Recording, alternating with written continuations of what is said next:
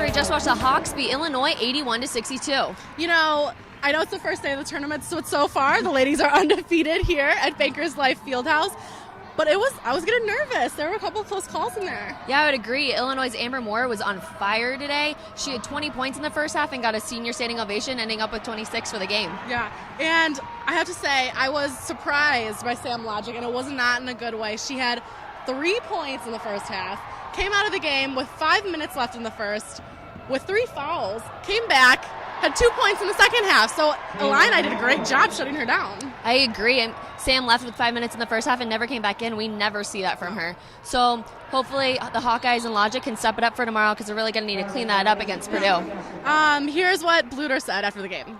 Well, we got some great paint points. You know, we turned the ball over against their half-court press, but at the same time, we got some really good high-percentage shots. We had 20 assists on 27 baskets, and Bethany Doolittle has her career-high 26 points, but a lot of them are about 1 foot away from the basket. So it's nice to get those high-percentage shots. How important was that run before halftime to really go into the locker room with a good lead there? It was excellent for us to get that motivation going into the locker room, that momentum going into there, but also for us to do it without Sam Logic. I think that was a key because it's going to happen again, and we need to know that we can rely on our players without Sam being in the game. And I thought Lex Kostanek came in. She had 5 assists tonight. I thought she did a really nice job for us. How about that game tomorrow?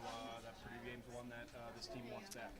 Yeah, maybe hindsight that'll be a blessing for us. We lost by 1 point at their place.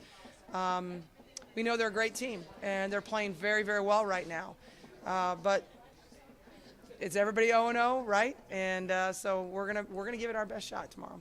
Let's talk about the leading scorers for tonight for Iowa. New trio debuted tonight. If you watched, you didn't miss it. If you weren't watching, you completely missed it. Dixon, Disterhoff, and Doolittle, the Triple D. We'll start off with Melissa Dixon. She came out hot with a 3-pointer right in the beginning. She ended the first half with 8 points and ended the game with 15. Second team, Allie Disterhoff, ended the game with 14 points, and she had this insane block, and the whole entire crowd went absolutely nuts. It was a pretty sweet block, I gotta admit. I know. I wish I could do that. The entire crowd was went crazy, and she's not a tall girl either. Yeah, it was very unexpected. Yes. I did not expect that. But we saved the best for last. Bethany Doolittle, she had a career high of 26 points, and the junior just really got it rolling in the first half and closed it in to get the Hawks the win. Here's what Bluter had to say about her new trio, the Triple D. Yeah, the Triple D. I don't know if we should call them that or not, quite honestly. But, first of all, Bethany, she's got great hands. She's one of the best field goal percentage shooters in the Big Ten Conference, and so it doesn't surprise me that she puts in those baskets. Disterhoff, freshman, played great in the last 4 minutes of that half, took things under her, kind of into her own hands a little bit. And Dixon, she's capable of that any night. I gotta say, though, their teammates had a little bit more fun with it.